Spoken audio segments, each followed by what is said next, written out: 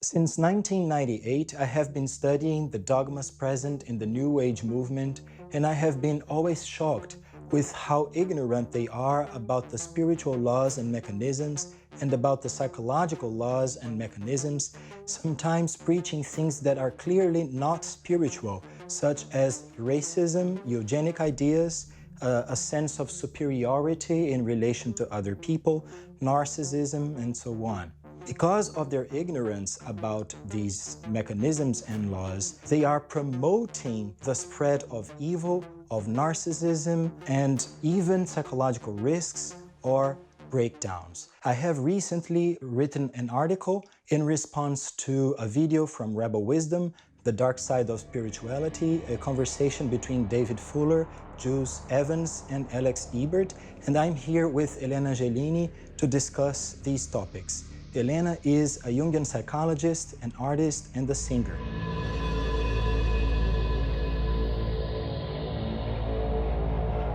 Hello, welcome to the channel. Hello, how are you? I'm fine, how are you? Fine too. Okay, I would like to use your knowledge on Jungian psychology because one of the topics that I see the New Age movement being very ignorant about is the ego, its psychological functions, how it operates in the psyche, and there is this continuous conversation that both of us have been criticizing for the last 20 years already, that people should kill their egos. And this always shocks me because from my perspective, if people kill their egos, they're going to be driven mad. So Psychotics. can you give us a definition of what ego is and why should we keep it or not? Okay, so let's go in a very simple way. We can say that the ego is the center of consciousness. So when we talk about ego, it's exactly that instance that says, hey, I'm Elena, I live in this place, like all of these informations that we live day by day, all of the knowledge that we have about ourselves and about the world, all of this is in the ego. So how can you just kill our consciousness, Like killing this is exactly what you said, becoming a mad person, psychotic. I can't see and I can't even understand how people think that this is healthy. If you ask someone from the New Age movement, what is the ego? Define me in very clear words. No definition comes. The way I understand they're talking about the ego, and this is just an assumption because I am saying this out of what I hear and what I suppose that they mean, is that the ego is like something else. It doesn't seem that they understand that they are the ego, like you are your ego, I am my ego, each one of us is our egos. What I see that they think is that the ego is something else, like I am myself and I have an ego that is outside of me, and this ego operates like a monkey that is out of control, making me do vain things, proud things. So it's about vanity, pride, and attachment. But it's like an arm that I should control and manage from this other thing that is called consciousness. So they separate ego from consciousness. This is already an absurd. Every time you study whatever system of psychology there is, the ego is consciousness, like you said. I think that this idea has started somehow in the 70s when there was all of those movements reaching out for consciousness and spirituality coming from the East, like Buddhism or Hinduism in those movements of the 70s. And then I think that there is a lack of understanding about what these teachings really teach, because I don't see, like in Tibetan Buddhism, I don't see a resistance against the ego. I see a resistance against duality, against separation and the intellect. But it seems to me that there has been a translation, a bad translation of ideas into our own systems. And they seem to disregard the concepts of ego that were created by Sigmund Freud in his psychoanalysis and Carl Jung in his analytical psychology. And since then, they have been like discussing these topics for 50 years already, if we really ascertain that these conversations started in the 70s. And the outcome that we see in our society is that we have even more ego and narcissism than before. So how do you think that this goes on and happens? So what I see here, it's like a confusion, you know, because when these religions or even some spiritual knowledgements, they say about killing the ego, what I think they are trying to speak, it's about a state of dissolution, you know, because what I feel and what I experience, because, you know, like I take ayahuasca for 20 years almost, I experienced a lot of this state, you know, where the ego is in a state of dissolution. It's experiencing the transcendence. So this transcendental force and the self and all of this beautiful energy of the universe is very sensible to the ego in this moment, you know. So in this state, we really experience a kind of unity with this transcendental force. And so what I think is, these people, they think in this moment the ego died, you know. But what I feel is it's not exactly this. What I think is the ego is very open in this moment to this universe and all of this big picture. But if there was no ego, like, wouldn't be any consciousness to really see that, you know. Like, so if we can feel, if we can experience, it's because there is a consciousness there. Because in other way it would be impossible to feel this state. So it's a consciousness very open to the transcendental force, but it's there, observing what is happening. So this is what I think people confuse, you know. Maybe we could extend the definition of ego a little bit in order to give our audience, our viewers, some examples. Let's imagine this immense road that goes from Los Angeles to New York, for example. And then someone is leaving Los Angeles towards New York. The kilometers that are behind you, they are part of the ego, because you have seen those things. You have experienced those landscapes. And the kilometers that are ahead, they're not part of your consciousness up to now, so they're not part of your ego. But they will become. As you drive through the road, whatever experience you get in that road will become part of your ego. So when we say that the ego is consciousness, what we mean is that whatever thought you have, or feelings, or emotions, or sensations in your body, intuition, memories, or even spiritual experiences, such as the ones Helena was describing before in ayahuasca ceremonies, where you are like seeing these most wondrous things in a spiritual, intense experience. All of this is the ego. Sometimes I see that people are shocked by the fact that we say that when you are experiencing such a high level of experience, of spiritual experience, such as an ayahuasca ceremony, this is part of the ego. Because they can't see that's something that is so divine, and it is, so transcendental, and it is, can be part of the ego, because there is this assumption that whatever that's part of the ego is a bad thing. And this is entirely a lie. If you go to an ayahuasca ceremony and you are in the presence and experiencing this most intense spiritual event, and you are seeing things, this is also at that moment becoming part of your ego. And then the next experiences in the future, they're not part of your ego yet, but they will be as soon as you experience them. Yes, actually what I feel is that for you being really able to experience like strong strong energies, you actually have to be has to be a strong ego, because if you don't have, you will be just like swallowed by it, you know, because it's so big and it's so intense that if you can't handle that force, you will be just smashed. This is what Jung says, because what he says is that a good ego, like it's an ego flexible enough to relate itself to the self, which is the higher and wiser center of our personality.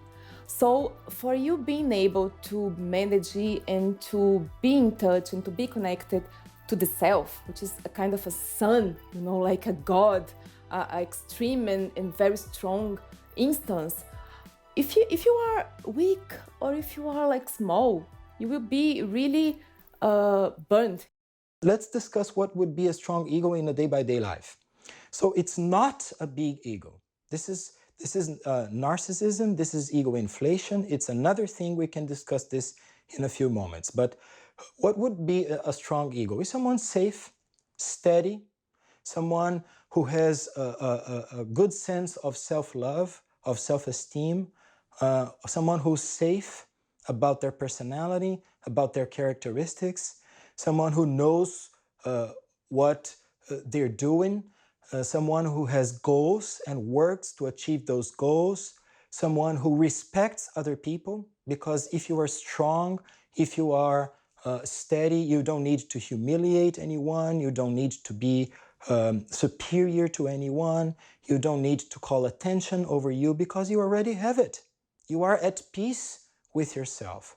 So the stronger the ego of someone, the steadier that person is going to be. If this killing the ego crazy dogma were to be true, what would happen? I think people really would go crazy, because the force and the pressure of the unconsciousness, which is very high, and when we work on this, we know well, we psychotherapists, we know well how this unconsciousness can be very strong and very, very powerful, you know. So this weak ego, when it's in this connection with this unconsciousness, and it's not able to manage it, this ego can just like lose itself in the unconsciousness. So it's the kind of people that thinks they are Napoleon or they are God, you know, because they don't really know the size of them, and they mix themselves with the unconsciousness, which is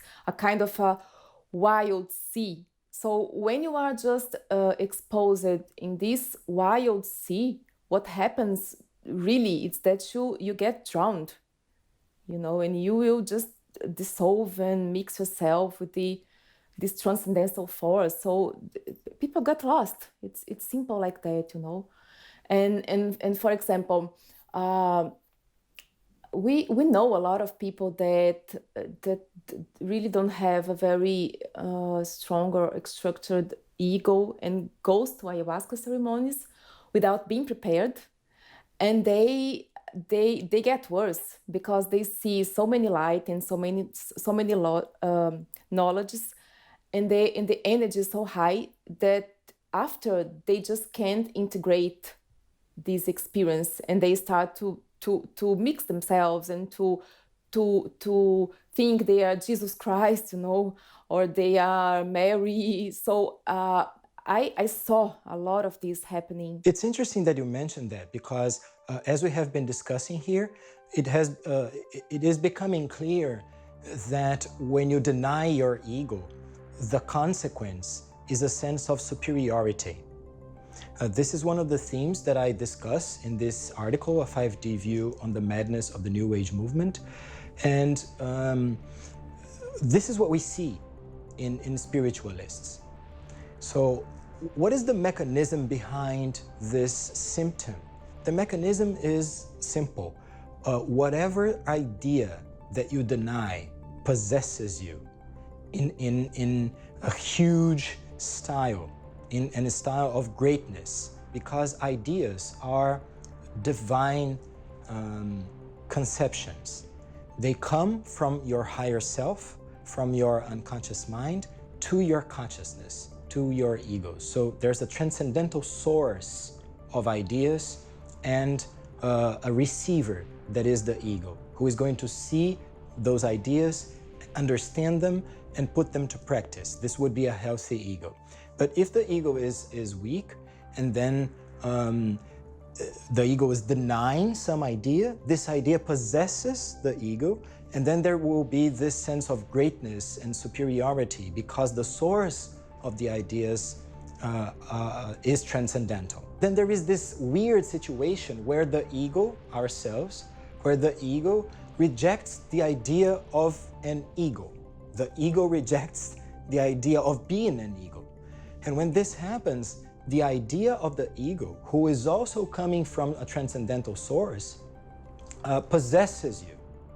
And it possesses you in this grandiosity style because of the transcendental source that it comes from. And the outcome is what we see in spiritualists, in many spiritualists currently. It's very funny because like I saw a lot of spiritual people saying this kind of thing. Oh, I am the humblest person in the world, you know. This is kind of ridiculous because like it's obvious that if he's saying like he's the humblest person in the world, it's already like the most proud, you know, the most arrogant. Yes. No, because I trained myself to be really always like very quiet and very small and like talk, you know, like very in a small way, very polite, very gentle. And so I'm very humble. I'm really very, very humble. Yes. And then you're looking, okay, okay. Yes, I'm seeing yes. how Keep you're going. humble. They displayed this sense of superiority. They are like superior beings that are going to teach the rest of mankind, the rest of us that have become these inferior people and need to listen to their most elevated wisdom because they have already learned everything that there is to learn. And not only that, but that there's moral superiority because they know what is right. They know the right thing to do and how you should behave. And one of the ideas that that I have been seeing in these last years is like this idea of jumping from our third dimensional world to a fifth dimensional world, and like skipping the fourth dimension, which is an important thing to say. But this is where it becomes eugenic, and this was very well put by Alex Ebert in The Dark Side of Spirituality, the Rebel Wisdom video, because he says that he senses that as eugenic, because the idea behind it is that we are these superior beings that have accessed the 5D, and the rest of mankind has not. So we are going to abandon them in this falling planet that is going to be swallowed by negative energy, and they deserve it because they did not struggle for developing their consciousness. So they need to be eliminated while we move to this next step, and they think that this is spiritual. I saw this video and I think it's brilliant, you know, because I feel this very much. Like I heard a lot of people talking about this pandemic, you know. No, it's a cleaning situation, you know, like it's like what is happening is a deep cleansing among the world, you know, and this idea of like, no, those who are kind of old-fashioned or not so much developed, they will just die, and the good people will survive, you know. This kind of idea is extremely close to Nazi ideas in the Second World War, because there was this sense that there was this higher class of beings, higher race of people, and some other race should be eliminated. So it's the same idea. In a way, it's the same idea of Christianity, because in Christianity, there's also this idea that the good people are going to heaven and the bad people are going to hell. We're now going to change the topic a little bit and discuss the denial of evil in this conversation. That is also one strong element of the madness of the New Age movement. How do you experience the denial of evil in your practice? Is this a theme that comes by in your consultation room? I would say probably 100% of the therapies. Like there's a point where I always have to say, yeah, come on, let's face this. You're not just good, and let's look to the other part, because this is such a powerful idea in this society. Like people have so much difficult to deal and to accept they are really bad and evil. And so like we are educated to be good people. This is what church says to us since we are child. This is what our parents unfortunately says. Like I never saw like a mother or a father saying, hey, come on, come here, son, okay, be bad. And I think at some level there is like a reason for that, because as we said, it's important for the ego until some point learn how to be behaved and adapted and good. So this is important, but comes to a point that it's more useful, it's more important to embrace the other side and to meet exactly the other parts of not being good, and learn how to be bad, how to experience what they say of bad feelings, because a lot of things that people say it's bad, it's not really bad. This is a kind of a judgment that society does. But for example, like let's say the anger, this emotion, yeah, everyone say it's bad. Oh, it's a bad emotion. I love. For me, it's nothing of bad. It's beautiful. But like society says that it's bad, or jealous, or envy, or hate, all of this stuff. And so people believe that this is not beautiful, this is bad. But like this is just a construction, a moral construction. So there is a point that it's important to say, okay, so if being angry is bad, oh yeah, I'm very bad girl, I like to be this, and I like to be sometimes like rude and wild and say no, I don't want this, I won't do this, and just not being like what people call of very polite and tamed people. Yeah, I see that this is one of the topics that concern me the most because of its consequences.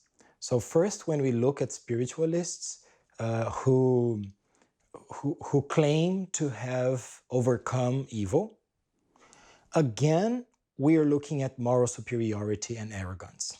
Because how can a human being claim that he is above evil, that he's only good?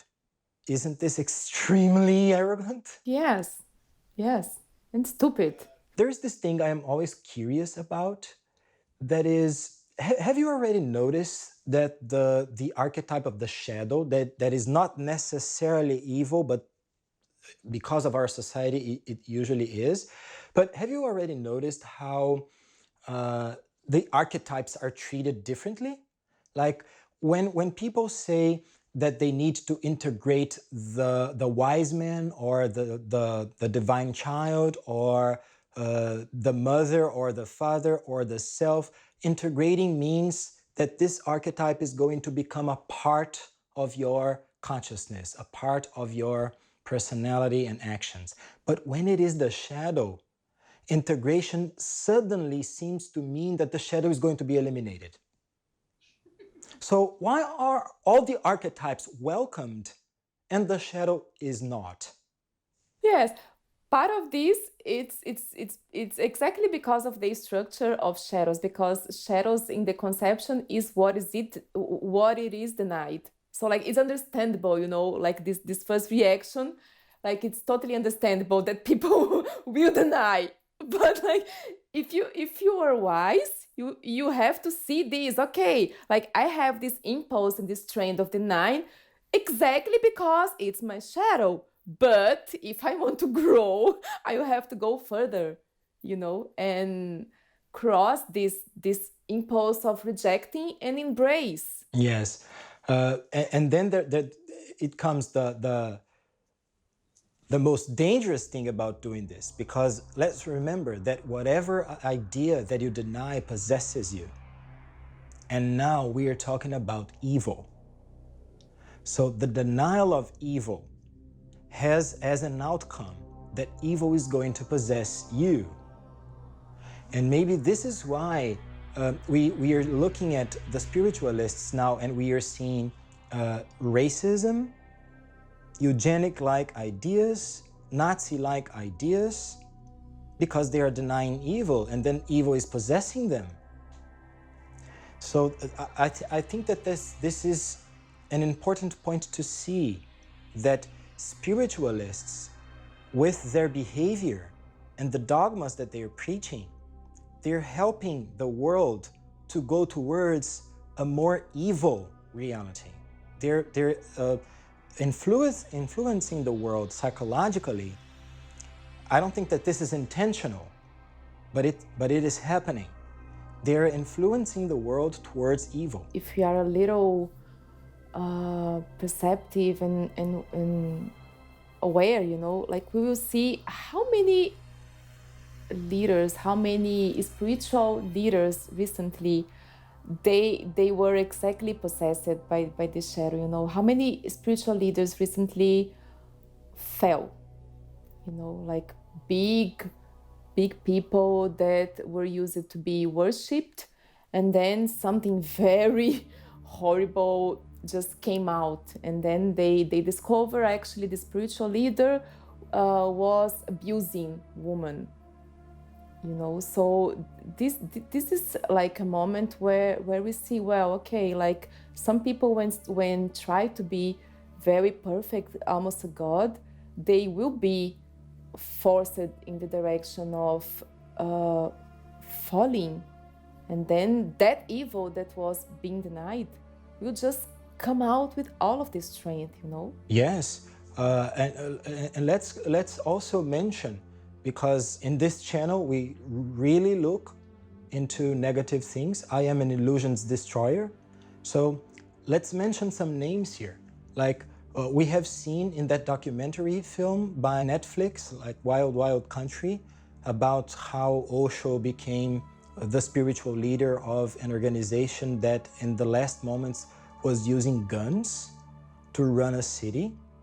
There was also the story about João de Deus. Internationally, this guy is known as John of God, who has had this organization to help healing people. And then there were news about him harassing people shortly after. Yes, and there is that Indian guy, Sai Baba, that everyone knows that he was preaching, he was God, he was the incarnation of Jesus Christ. And at the end, a lot of people told how he was abusing young people, like child.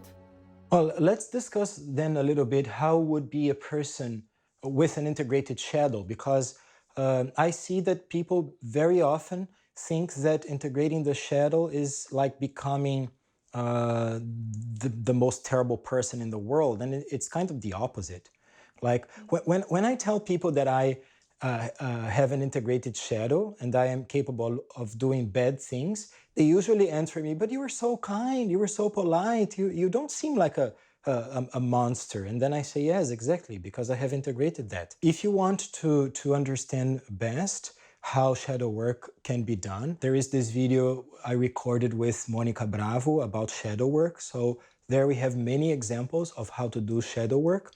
But in a very quick definition, it would be first recognizing that you have bad impulses inside of you, bad because they are considered bad by morality, or because they were taught as bad things to you by your family or your church, or because you deem them to be bad, and you need to really admit that you are capable of doing terrible things and become conscious of it. There is a character that I love, like I think it's brilliant to describe, which is Maleficent.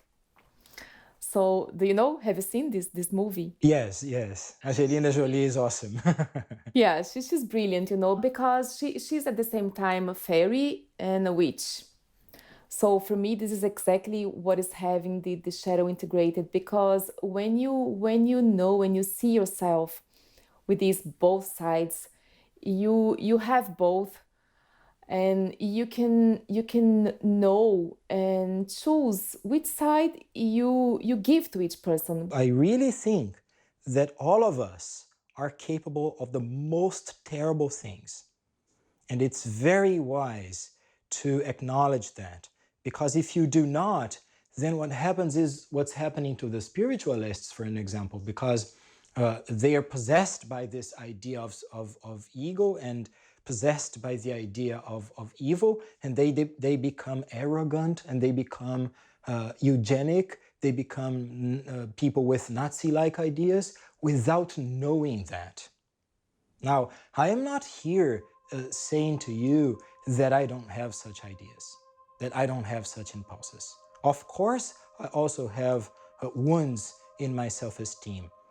Of course, I sometimes would like to believe that I am superior to other people in some sense. But the thing is that I see that those things happening inside of me. I acknowledge these things happening inside of me, and then I choose what to do with them. And this is much better than being possessed by these ideas and have automatic behavior without even noticing that. It's better. It's best that you at least know, because then you can choose what is very important and be responsible for your choice. But now is your turn.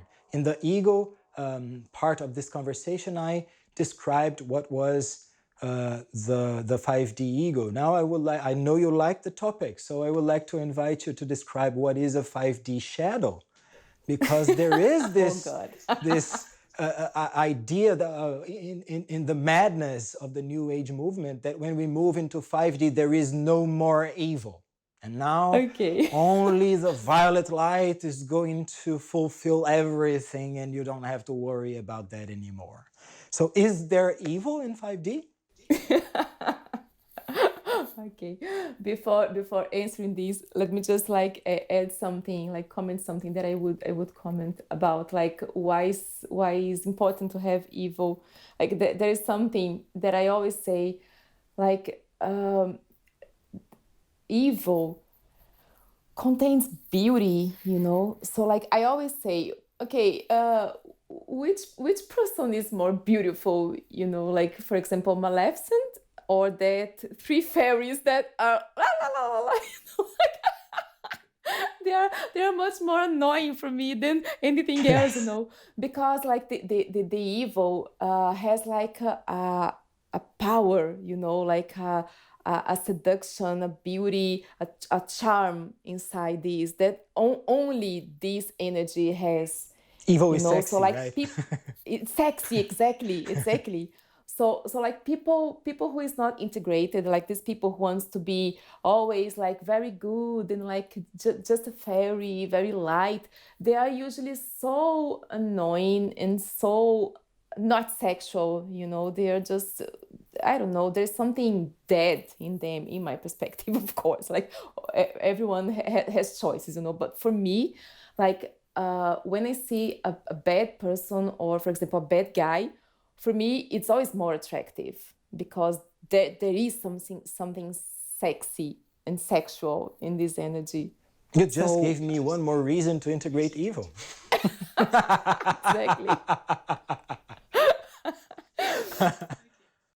So let's apply this Jung principle, okay? So the bigger the light, the bigger the shadow.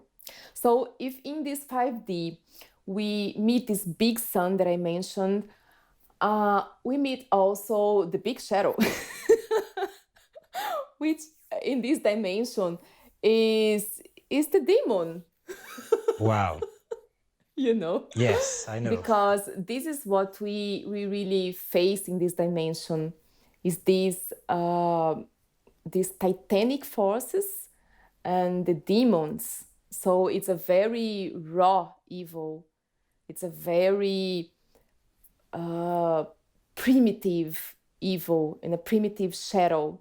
So in this 5D, like this shadow grows so much that, you know, it's absurd. And at the same time, like, it's exactly where that we find energy, because we both know that the shadow contains a lot of energy, you know, like we say it's a kind of fuel, because when we use this shadow, it brings us energy. So it's exactly because this 5D has this amount of shadow, an amount of dark side, that it is so powerful and so intense. And this evil in this dimension is very connected to the instincts. So what we are saying is that in 5D, evil grows. Evil is even more intense. The shadow is bigger.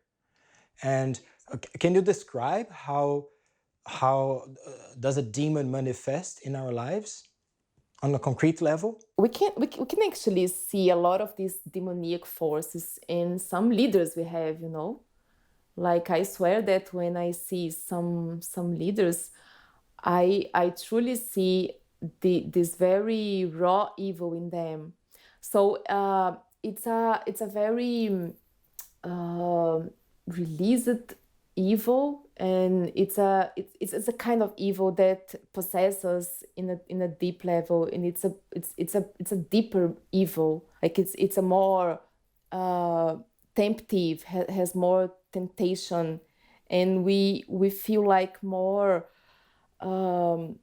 seduced by just letting it free, because it's so powerful, it's so intense, it's so big, and it gives like a so big feeling of power that it's very dangerous, you know. So I would say I really see this in a lot of leaders. I can relate to that, because when I am faced with demoniac forces, and I am, because this is what happens in 5D, it's not due to a mistake, for an example. It's not because you have done something wrong. It's because of the dimensions characteristic basic structure. So the demon is a part of it, and independently of your actions, it is going to be there present. And the way I resonate with that, I think that you have used two words that really mark the experience for me. One of them is compulsion, and the other one is power. Because the way I experience it is like when an idea becomes everything. Like one single idea becomes everything.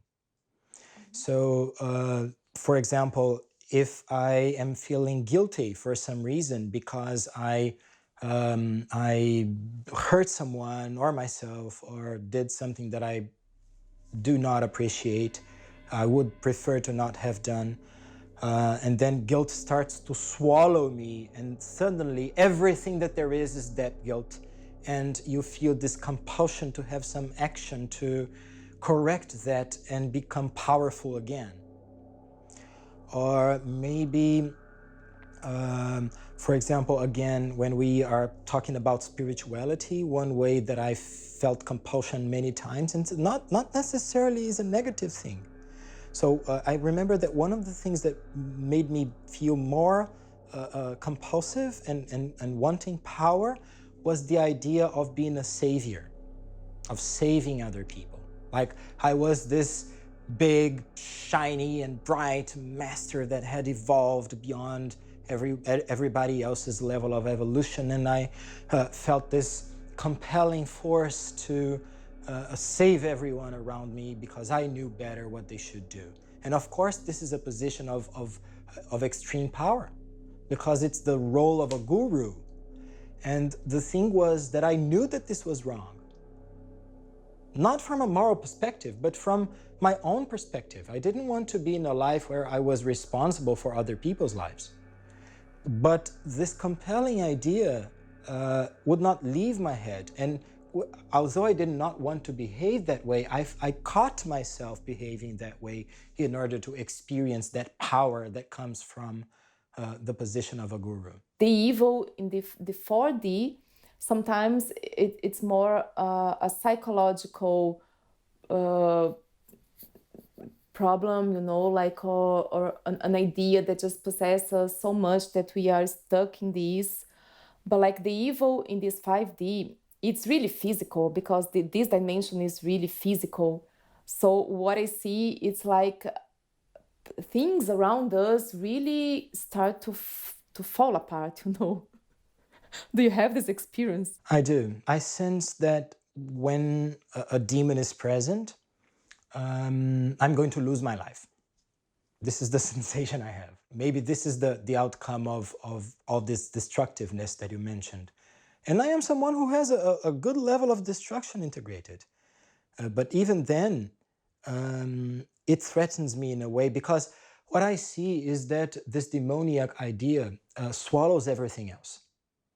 So when you are in the light side of 5D, there is this sensation of being a whole. Like everything is present. You have love, you have separateness, you have individuality, you have good, you have evil, you have things that you did that are great and things that you did that are terrible and awful. You have a family and sometimes you are alone. You have a relationship and sometimes you don't have. Sometimes your friends love you and sometimes they betray you. Whatever the case, all experiences are present. But when there is a demoniac attack or an idea, you're possessed at some level by this force, only one thing remains. So instead of this whole that I described, all of a sudden you are a person who betrays all of your friends and all of your friends betray you and you have no relationship anymore. And then you start to live a fantasy where this idea is all-encompassing. And everything has been lost. And then, of course, that this brings about a lot of fear and the sense of dissolution. It seems that you are locked inside a fantasy that is circling over and over again viciously. The times that I experienced this, it was like in some level you kind of know there is something wrong, but at the same time it's so pleasant, because it's powerful. It gives you power. So you have a feeling of like something is not in the right place, but it's very difficult to fight against this and to avoid this, So it's really a kind of a possession. Do you feel this energy of something, like very dynamic, but not in the right place? So actually it's a chaos because it's a lot of energy, but it's not settled, it's not embodied. So like it's very chaotic because it's this, it's a lot of energy without a container. So it becomes a mess, it becomes a chaos. Chaos, this is a very good word to describe a 5D shadow.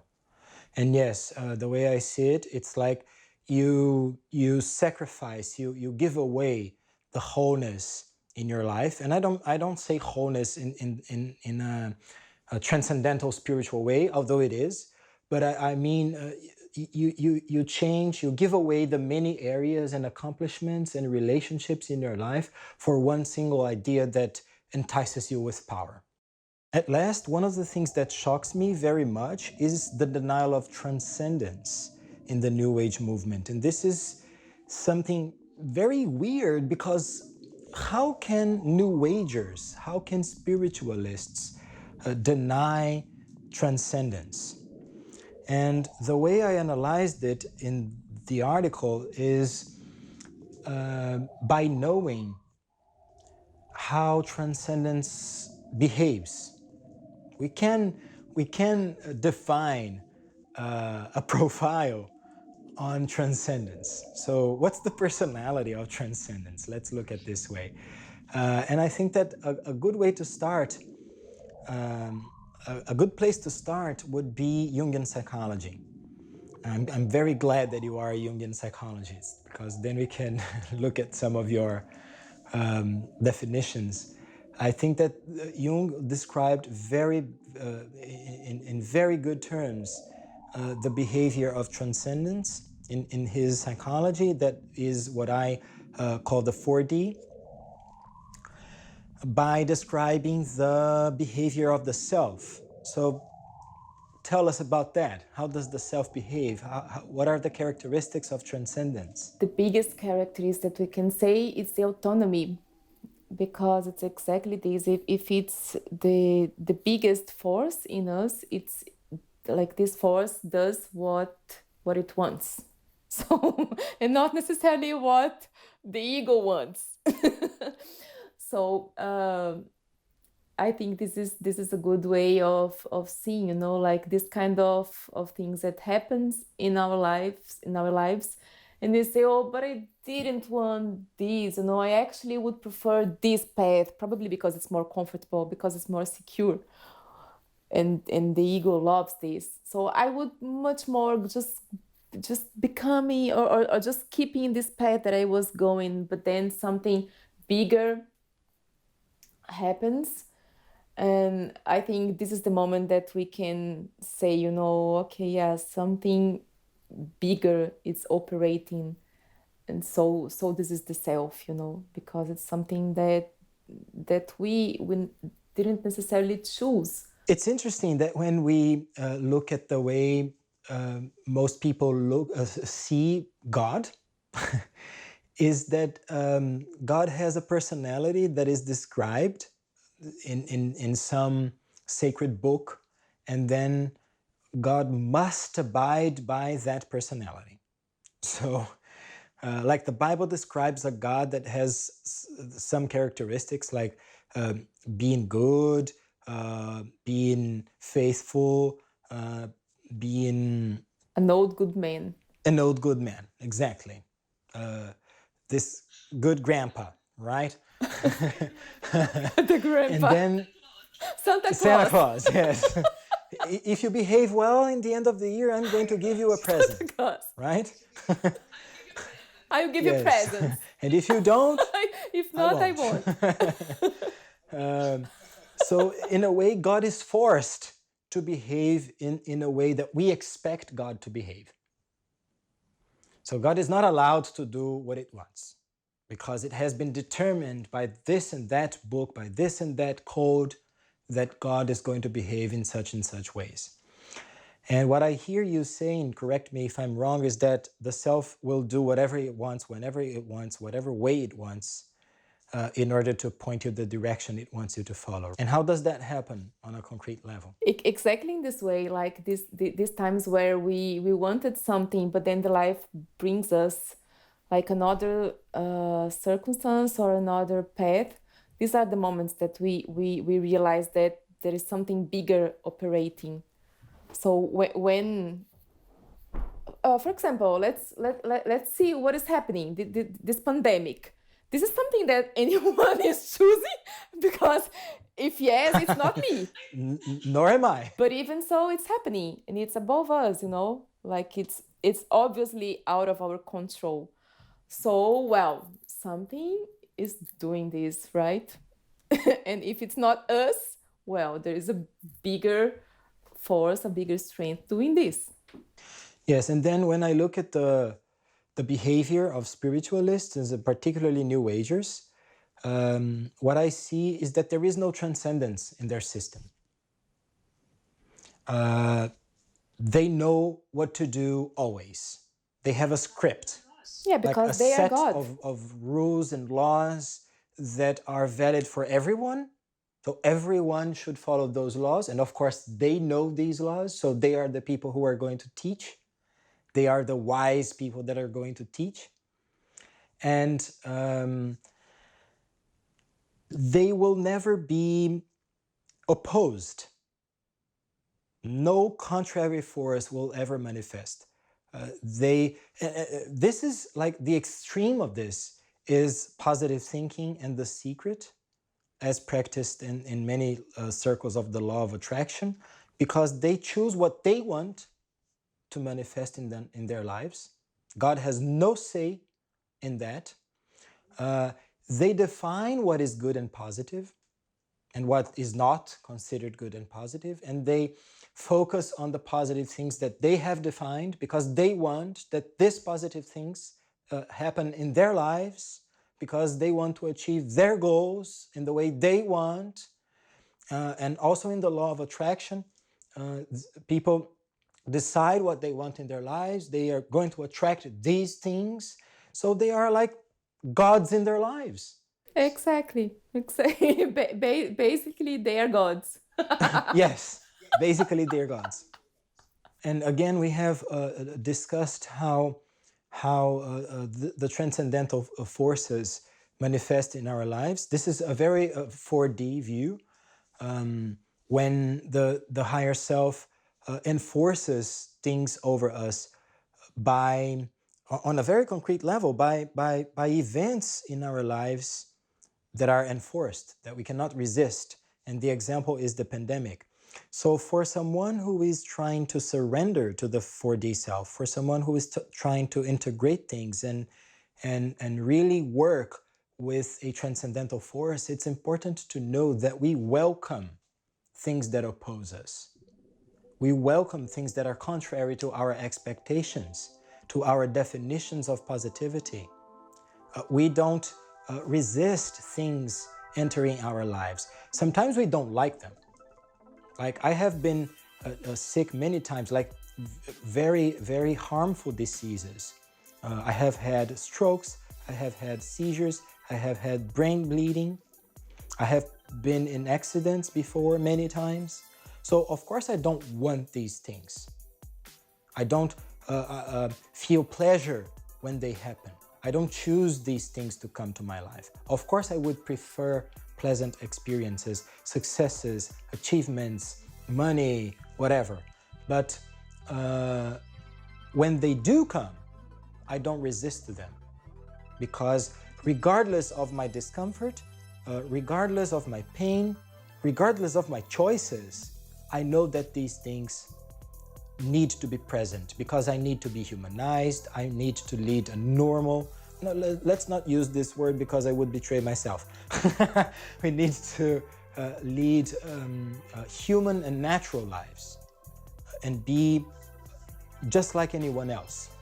This is what I truly believe. A spiritualist is someone who is like anyone else.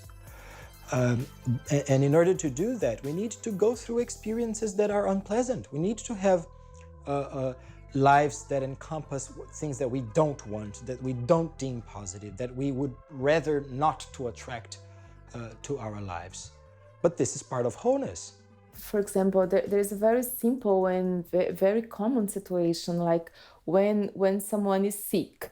So I see this all the time, you know, like someone is sick, and then like these groups of healers, of spiritualists just start to, okay, I will send good energies to this person, and mentalize or imagine that this person will heal. You know, so like I see this person healing, I see this person going out of the hospital and just coming back in their house, and I know, and I will just send all my energies to just heal this person. Okay, who said that this is really the best thing to happen with that person, you know? Because like, who said life is preferable than death, you know? And who said that experience of being sick or even dying is not exactly the experience that soul, that being needs in that moment? We are not God. We don't know. Because if yes, we will say, okay, so every time that a person dies, oh no, this is bad, you know, so like the God is wrong because this person had to be alive. So we start to see like death as a problem, as a mistake.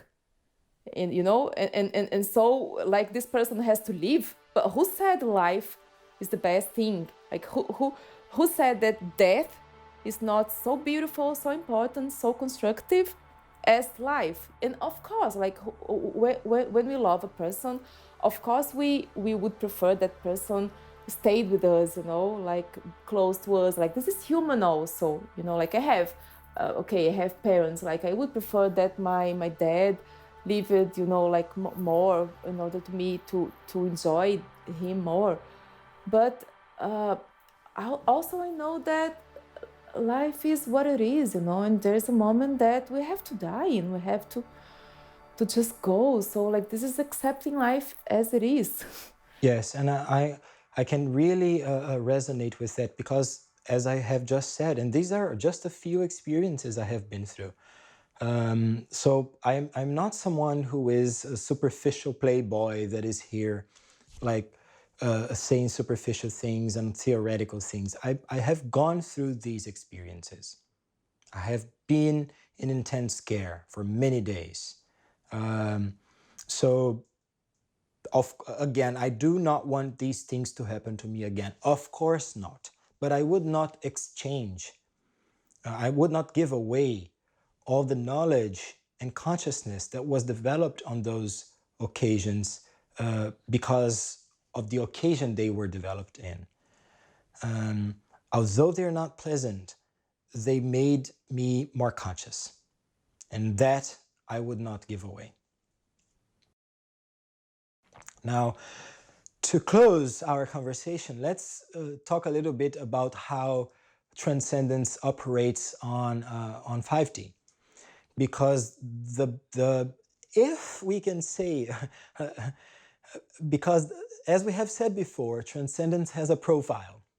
So it is not a fixed Santa Claus-like profile, but we see that transcendence operates in some directions, and the way it operates in 5D is very different from what it operates in 4D, because in 4D there are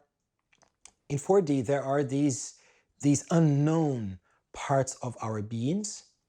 That's what the unconscious mind is, after all, unknown parts of our beings and of reality. And of course, we fear, we resist going into those parts. And because we do that, we need to be forced to go in those directions.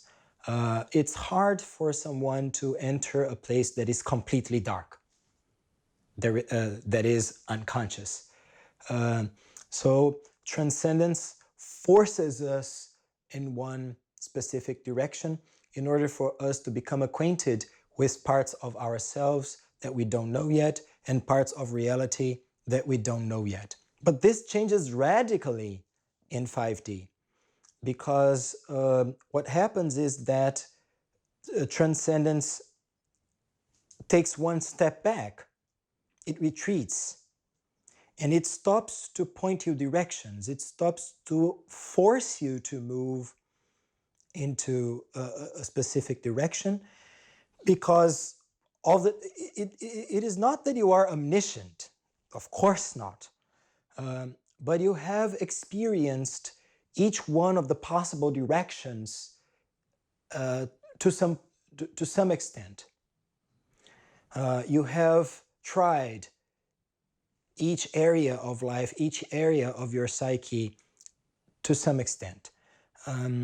So now it's less about becoming acquainted with entirely new parts of your psyche and more to create using the elements that you already have. While paradoxically, what is unknown, what is unconscious, is infinite and still unfolding. But maybe the biggest difference is this, that a 4D self is pointing directions and a 5D self is not pointing any directions. It is allowing you to choose according to what makes sense to you. This is scary.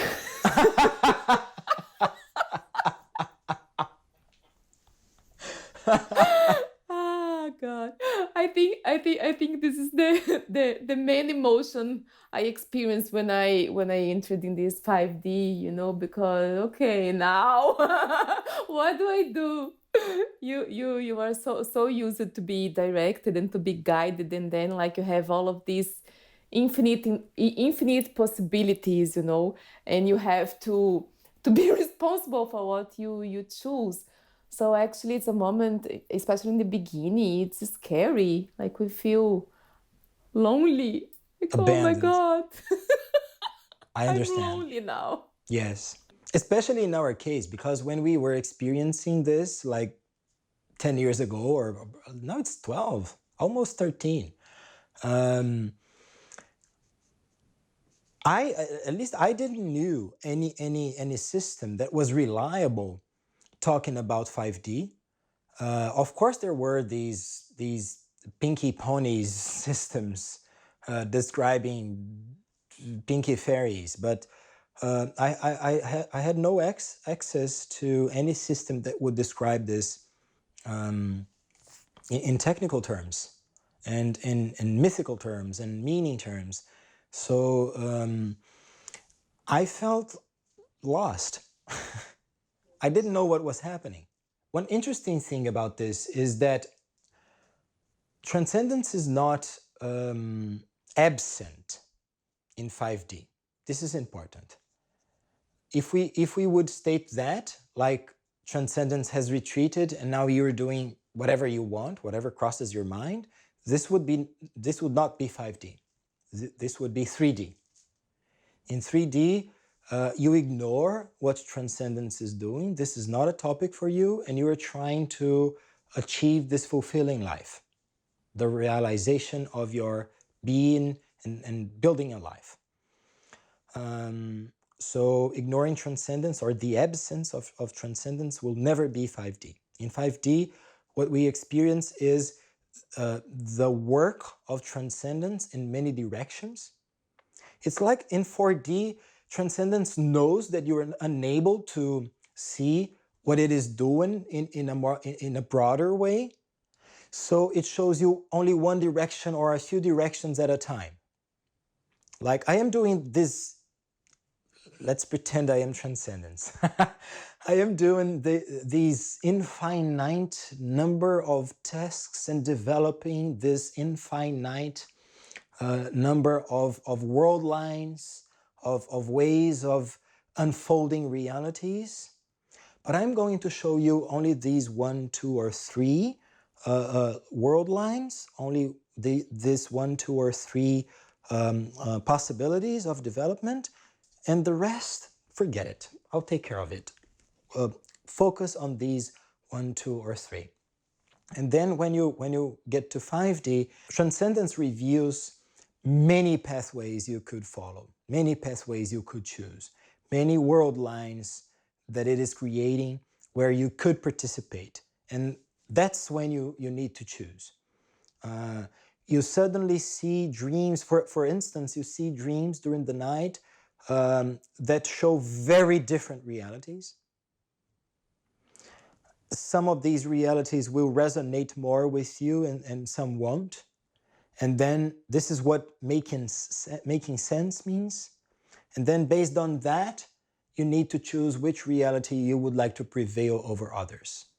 Before I was this spirituality and this God was very much like almost outside of me, you know. Even like in this 4D, like I knew it was me, but like the feeling and the sensation was like of something very big and like truly a guidance for me, you know. So like I experienced a lot of devotion, like my devotion energy was very big in this moment. And now what I feel, it's like the spirituality for me, it's very much concrete, you know, like it's in day by day, and there is less projection. So I feel more responsible for each act, and it's less like I'm praying to like God or like a Santa Claus, and more like, okay, like I am responsible for each thing I'm doing. And yes, like I'm connected to many levels of me, but I don't know, it's more, it's more, it's less fantasy, you know. It's more realistic, and it's more pragmatic and more grounded in some way. You know, like I experience this spirituality with much less projection. Can you understand this? Yes, and I think that you brought something very important to the conversation, that is responsibility. When compared to the New Age idea that we are going to jump to 5D and leave everyone else behind in this 3D world that is going to fall into the fire of something, a 5D view is responsible for your own reality, the reality of other people, and the reality of the planet. The ego in 5D is a collective ego. So there is not a sense that I am separated from other people. Much to the contrary, the sense of unity and connection is much bigger. So when we are going to choose a reality based on what makes sense to us, personal sense to us, it doesn't mean that we are going to be selfish about it. Much to the contrary, you are going to create a reality in which other people are going to participate. So you don't want to create a reality that is hell on earth, because you don't want to experience such a reality. You don't want other people to experience such a reality. And you don't want that not because this is morally wrong, you don't want that because you have experienced it before and you know what it looks like. So of course that when you are going to think about what makes sense to you, you are going to think about the future of everything, what you want this reality to become. And this comes with a sense of responsibility. It's not something that crosses my mind and gives me pleasure today. I need to think about what is going to unfold out of that reality that I am choosing, because this is what everyone is going to experience. And there is no word that describes best the sense that appears inside of us than responsibility.